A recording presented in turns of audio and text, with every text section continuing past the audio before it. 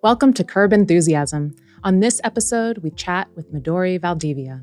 Midori Valdivia is a transportation operations and urban planning leader committed to building cities that center people. She has had an extensive career in public service, holding senior roles at the New York Metropolitan Transportation Authority, the New York City Taxi and Limousine Commission, and the Port Authority of New York and New Jersey. Throughout her career, she's focused on issues like securing funding for transport agencies, operationalizing equity, and prioritizing disability access and building climate resilience. All right, today we are super excited to welcome Midori Valdivia to our podcast. Welcome. Thank you. I'm so excited to be here. Thank you, Diniece, and thank you, Emily. The MTA is not only the largest transportation network in North America, but it's incredibly complex. And New Yorkers are not shy about airing their transportation grievances. So our listeners are very familiar with what's not working with the MTA. Can you shed some light on what is working with the MTA? Yeah, thank you so much. So as you know, I'm a board member of the MTA. I've been doing that for about 2 years. So there's nothing like showing up to a party and people just saying, okay, this is my problem with the B train. This is what happened to me. So one, I love those stories because it gives me a certain insight. Although I take the subway and bus nearly every day, it's great to hear from other folks about what's happening with them.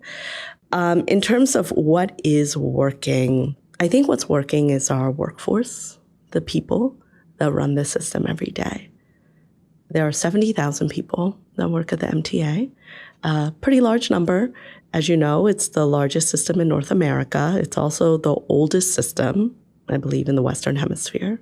And the A train doesn't magically show up to that platform. There are people that operate it every day, people that inspect those trains, people in the rail control center that make sure those trains are running, station cleaners who are cleaning up gunk, agents who are out and about, talking to tourists, talking to people that need support.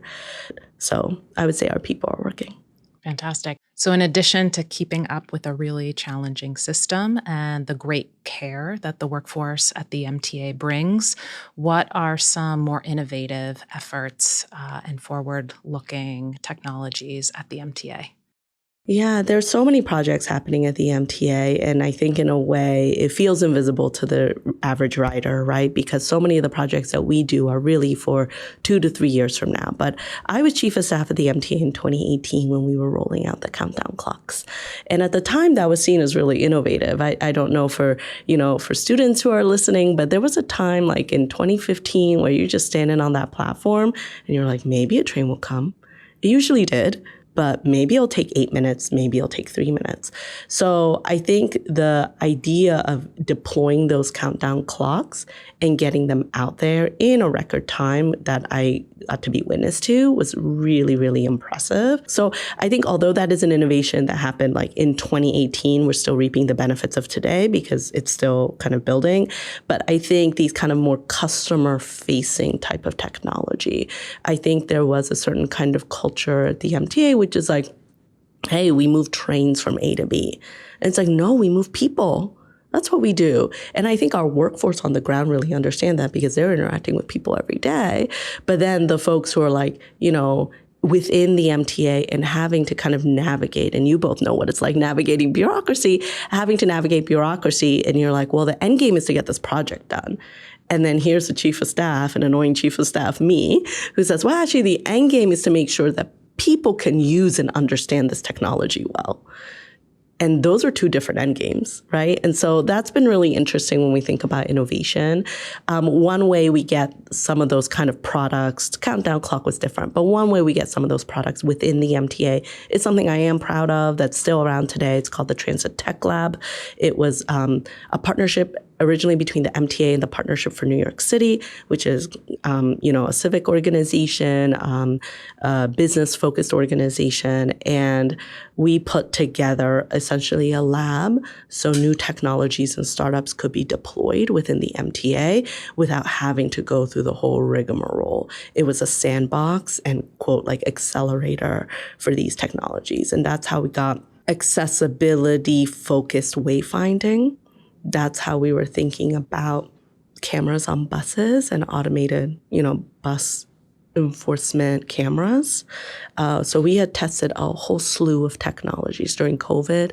All those technologies were COVID-focused, COVID recovery focused.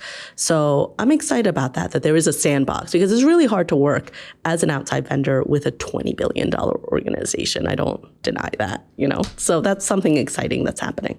Great. Fantastic. Yes, big is hard. We know that very well at New York City DOT. So we're going to take a little step back to talk a little bit about your career, walk us through your journey. You've had experience working at a state agency, working at the city, a multi-state authority, before moving to a private practice. So can you tell us about that journey and what influenced sort of those leaps and what lessons you've learned along the way? I think it will be helpful for our listeners to sort of understand, particularly for folks that are entering into the sort of the work field. It's actually like a tough question, because I think we want it to be a linear narrative about careers. Well, first I did this, and then number 2 happened, and then number 3 happened, and voila, I'm here. And that definitely wasn't necessarily the path for me. I knew originally, I actually came into this space from a deep interest in immigration and housing. And that's what I focused on in policy school. My first policy issue I ever worked on as a young Coro fellow in Pittsburgh, Pennsylvania, before my time at the Port Authority, was rodent control. My city council member at the time was like, I need you to run this legislation on rodent control. And here I am, like, I'm interested in housing and immigration, and you want me to work on what? Like rodent control? Like, I don't like rats, Like, I was just like, maybe he's understanding like what I'm really interested in. But it's like, no, it's not what Midori is interested in. It's what the city needs. And the city had a rodent control issue, so I worked on that issue. And I always said I will work on pretty much any issue if I have a great boss and if I have teammates who are willing to work and be in that foxhole with me.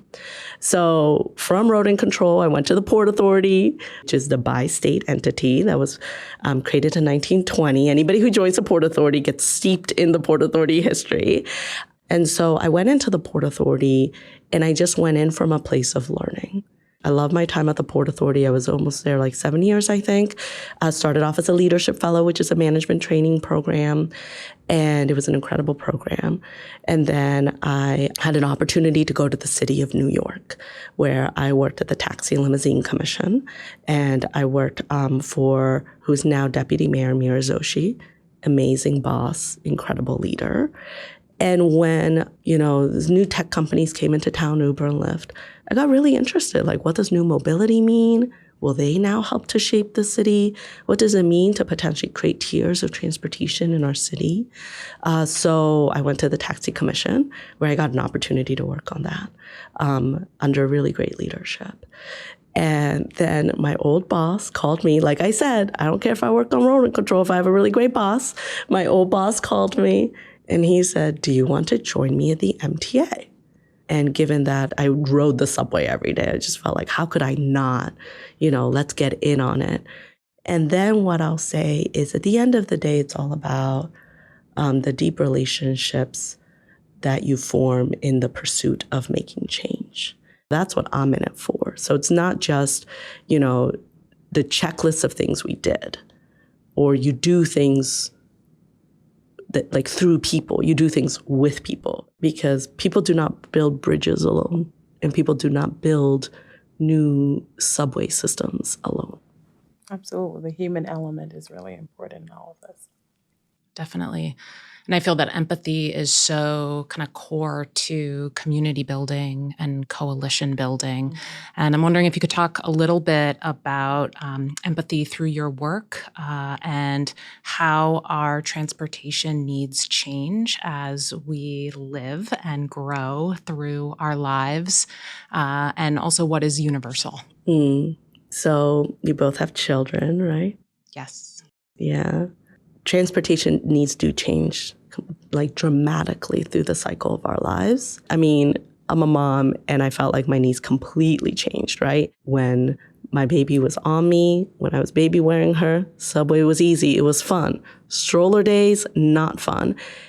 And it's been a shock to the system to see yet another way in which I interacted with transportation. Where like my heart is on someone else's body, my daughter's body. And she's, running through the sidewalks and I have to teach her red light, green light. And I want the world in which my daughter can feel very comfortable on the sidewalk, very comfortable on the street. So one, I think I'm thankful that the city of New York and DOT has taken a lot of measures and recognized that this is, from the previous administration with Vision Zero, recognized that this is such an important part of how we live in our city. Two, I think, how does empathy work? It's interesting, the word empathy. I think although policymakers are called upon to have empathy, so often people at a decision-making table will engage on policy based on kind of where they sit, right, or where they stand, or what lived experiences they have personally, right? In addition to the data, whatever, but what is most salient I have found for policymakers is often a lived experience that they personally have, or a lived experience that they have felt or heard or seen visibly, and it has touched someone. So now I'm talking about policymaking as, to your point, Diniece, like there's a very human element. There is a deeply human element to policymaking.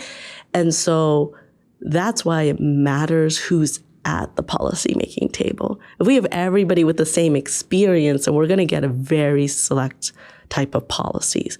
But I have found that what is better to make the case, especially for our most high-level decision makers who are juggling 500 different policy issues at any time, how do you make it salient in a way that decision makers can really feel like the issue? And that's actually not that hard in transportation. Because when you work in transportation and you work on solutions in transportation, you get to go to where the thing happened. So Emily, don't you get to go to like the streets that you worked on? Yeah, absolutely. One of the best parts, I think, about working for city government in the city you live is you get to make your streets better every single day. And I like how you've talked a little bit about advocacy, and I think thinking about safety as also being fun and how we can never think about building advocacy for safer streets soon enough. And so much of New York City DOT's work around safety education, around open streets and schools, and getting kids out in streets, understanding and learning from a young age how to be safe, but also how to have fun, and very critically seeing how small things can dramatically change their experience. And that should be normal for New Yorkers everywhere. You can change your streets, and that has it's small, but it has, a huge life, and we'll love to see where all the amazing things we're doing, how that grows and shapes the advocacy and planning world in New York City in the future. Yeah, absolutely. And I think just the focus of sort of designing for all really benefits all, not for sort of, a few, right? Thinking about folks of all abilities.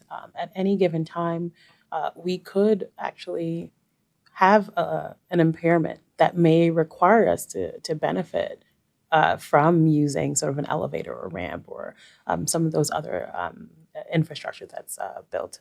So it's really important to think about that and, how we interact with that infrastructure. So we're going to transition a little bit to talking about sustainable transportation and sort of DOT's work around bus priority and the infrastructure associated with that and how that can be a catalyst, particularly in connection with sort of the infrastructure at the MTA and sort of how those sort of speak to each other. Can you speak a little bit about how New York City DOT's work can be supportive in this regard?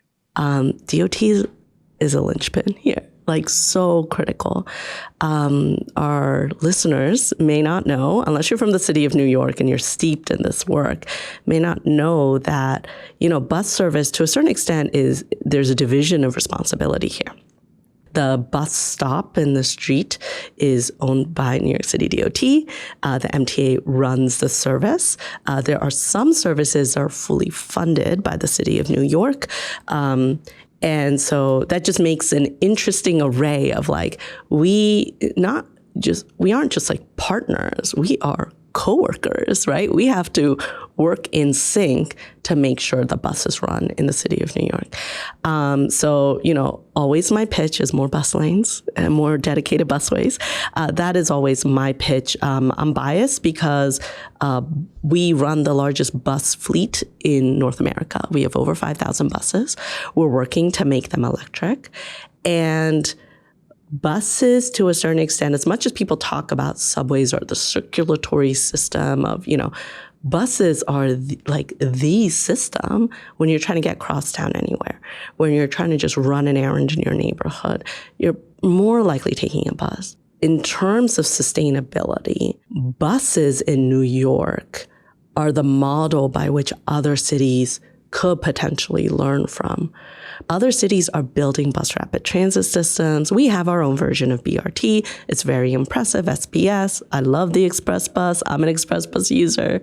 But when it comes to how cities share information and how cities work together and how New York becomes a global leader in bus transportation, or just transportation in general, buses are where it's at.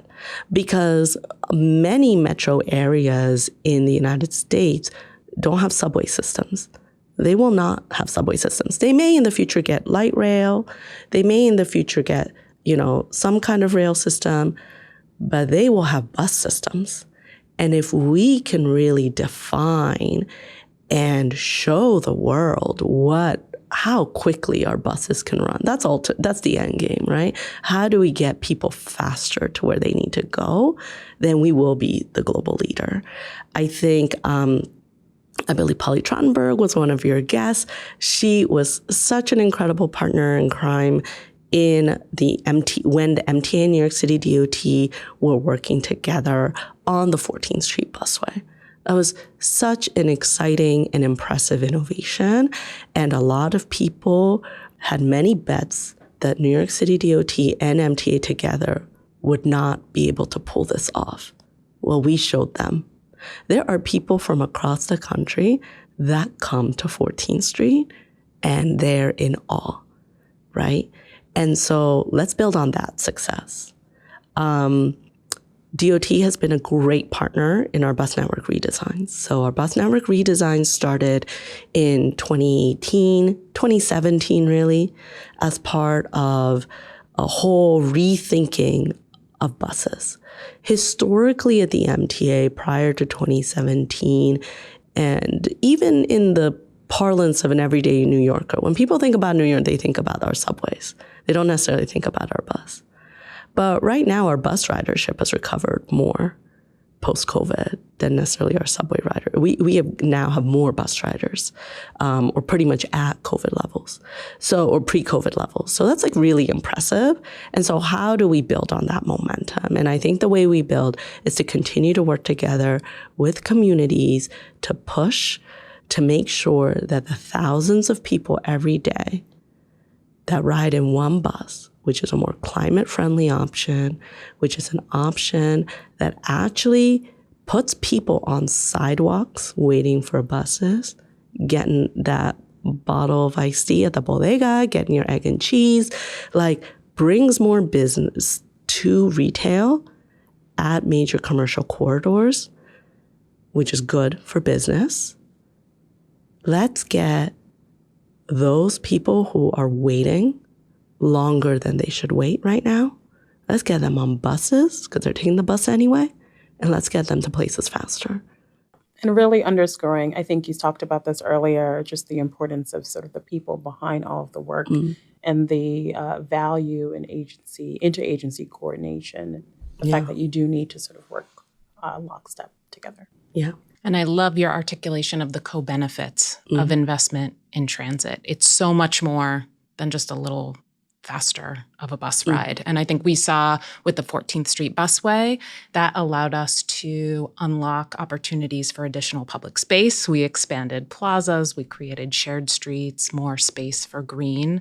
And I still remember that feeling of walking along 14th Street for the first time after the busway was implemented. And it was so quiet. And you had this moment of less traffic means such a better experience for pedestrians, in addition to faster transit for New Yorkers. Right. And unique about that one, being able to provide priority for goods movement as well, and ensuring that sort of commerce and flow also is maintained. Critically important to DOT's mission for moving people and goods. So great example of it's so great. Like people come from all over and they marvel at it. They're like, what is this? And when my friends visit, I was like, oh, I'll take you to a restaurant in the East Village.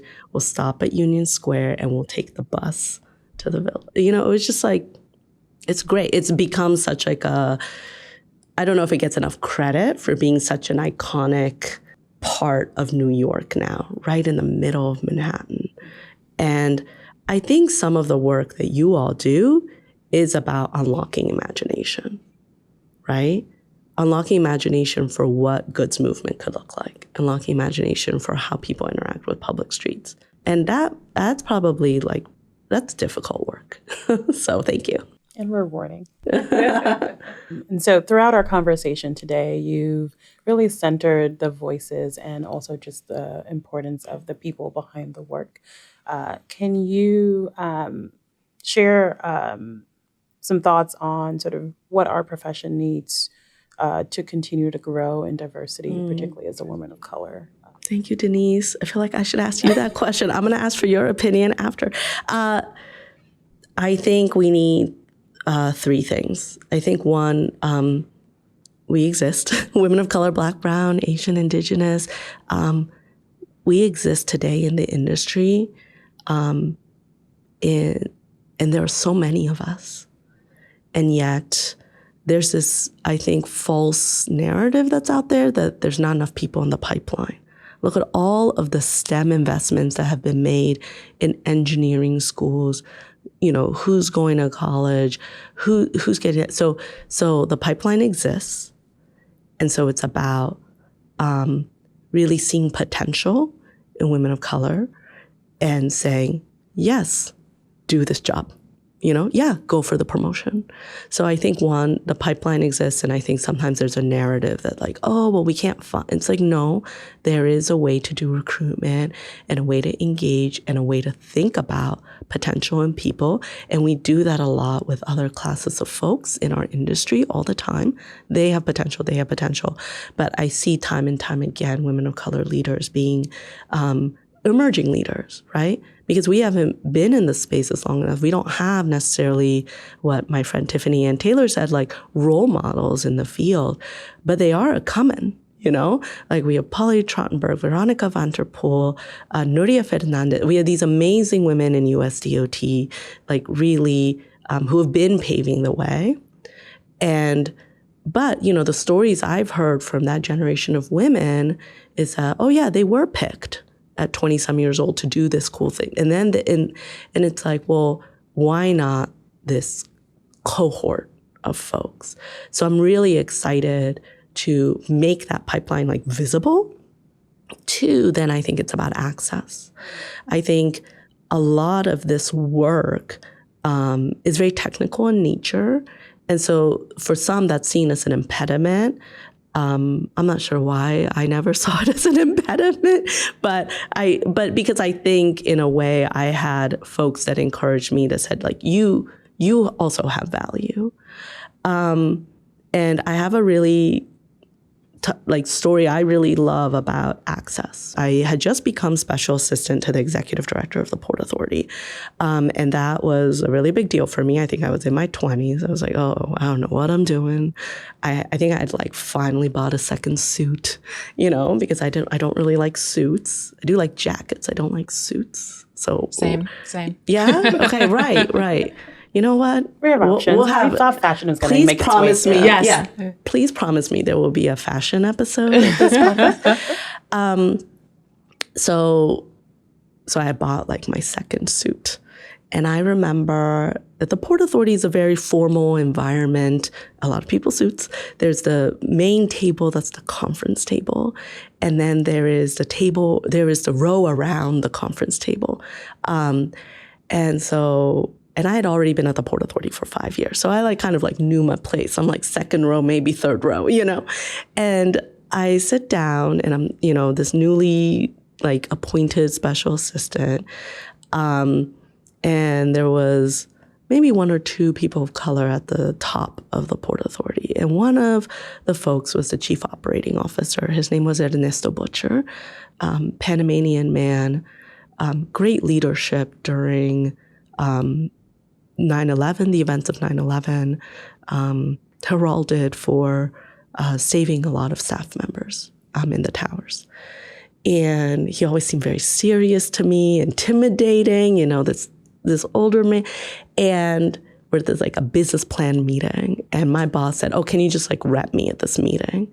And I think he didn't really understand what that meant to tell a young Latino woman, just rep me at this meeting with 50 people. So I'm like, okay, second row girl here, sit down and Ernesto, takes, points at me, calls me over, and he's like, you sit here right next to me.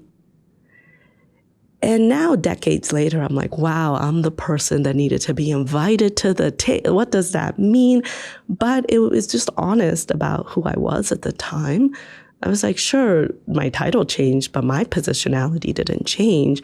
And Ernesto was saying, take your positionality. You did get this job, so just sit right here next to me.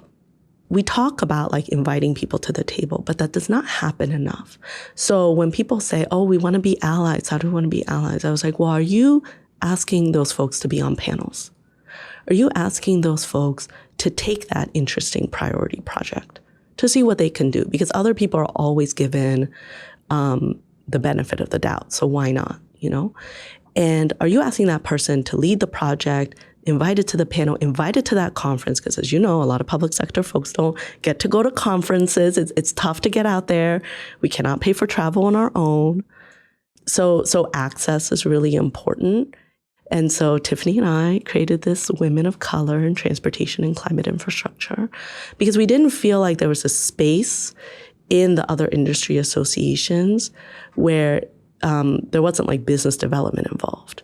Especially for folks in the public sector. And I think I kind of ended up creating something that I wish I had when I was 23 years old, being like, I don't know what I'm doing. I bought my second suit. And now the questions that we have for each other might involve childcare, might involve how do we angle and think about this next position, or I'm dealing with these issues and how do we kind of get to that next step beyond this issue? But that's the next step of building community, because without community and solidarity, it's really hard to navigate this very male-dominated, as we sit here as three women, it's really cool. It's a very male-dominated industry. Absolutely. And so how do we change that? But what do you think, Diniece? Yeah, I think sponsorship is extremely important, mentorship as well, being able to have folks to be able to be a sounding board and have that additional validation. But you also somewhat have to be your own cheerleader in many ways, making sure that you are sort of being sort of proactive and sort of putting yourself out there. But I think most importantly, the culture of sort of anywhere that you work has to be inclusive. It has to foster a sense of belonging to ensure that you feel seen and that you can show up as your best self, or just, who you are, and really sort of celebrating our differences and the value that we bring together. And like having a place like that is going to foster and like grow that level of interest and even confidence for folks to be active participants. So, I think it takes a combination of things, and I really like your point on building community because that's really important, and feeling seen and having that sense of support. As someone who rides the subway frequently, we talked about that as well, and being a mom as well. What would you say is sort of the biggest breach of subway etiquette? I have two. I have one that my daughter does. I think it's so embarrassing. She comes on and it's crowded and she's like, where am I going to sit down? And usually a lovely person stands up and gives her a seat, and I'm so embarrassed. So I'm working on that right now because my daughter can stand up and hold the pole. It's not a big deal. Number two, I think littering on the subway is just so, to your point a little bit earlier about like culture and how we treat each other in public spaces, it just like gets to me. I don't mind loud music on the subway. It's super fun and I enjoy it. I enjoy loud music, but that's me, So some people might say that. I know in particular family members are like, I don't like loud music. And it's like, you're in the city. But littering on the subway, I don't love it. Not cool. And finally, one question we ask every guest. What is something about the future of transportation that you are most enthusiastic about? The leadership that is coming up behind us or emerging right next to us. The leadership that is here, the women of color who are rising in this space, they are incredible. And I think leadership that is centering people more in our work is something to be really excited about. Because transportation isn't just concrete, right? It's the people. So that's what I'm excited about. Great. Thank you. Well, Midori, we could literally talk to you all day. And we have. Yes.